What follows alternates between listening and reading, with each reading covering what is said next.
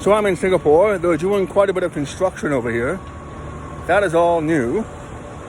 And it will be part of the new train system called the MRT. Now, I'm not even allowed to go all the way back there. I was turned back. So you can see how broad the construction is.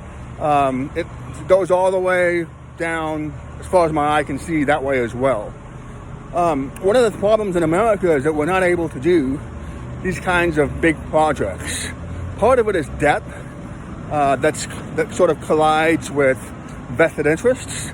But it's quite sad because Singapore is famously called a little red dot.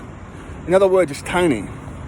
And the fact that they're able to do this, in other words, they're able to still do grand infrastructure projects, and it's not that big of a deal, right? I mean, it is for people here to have, a train system that makes it convenient for them to go to work, and that will eventually create businesses in this area that would be fun to go to. It's not, when I say it's grand, you have to remember, this is what used to count as a grand project. The highway system, when it was first done by the federal government, was a grand infrastructure project. And what I think is quite sad is that the fact that Singapore is, again, small, so they have to be quite careful when they do something. But the United States is massive. You can get in a car and go almost anywhere. And at some point, you'll just see a lot of fields.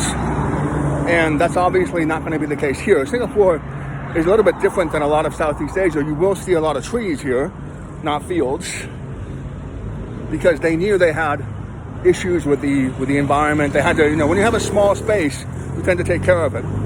And overall, again, what makes me sad about the United States is that we don't suffer from an overpopulation problem. We don't suffer from any sort of issue other than leadership that would allow us to create sort of other grand structures. And it doesn't have to be infrastructure. Infrastructure is the easiest one, but, well, in some cases it is.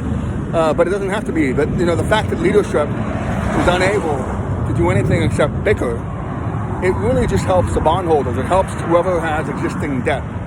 That's who it helps. It doesn't really help anybody else. And that's usually what happens when you have people that are actually supporting the status quo, but have rhetoric that wants to make you believe that things are going to change. What you want to change, in terms of leadership, would be at least some kind of a grand project. And I don't think the United States has attempted that in a long time.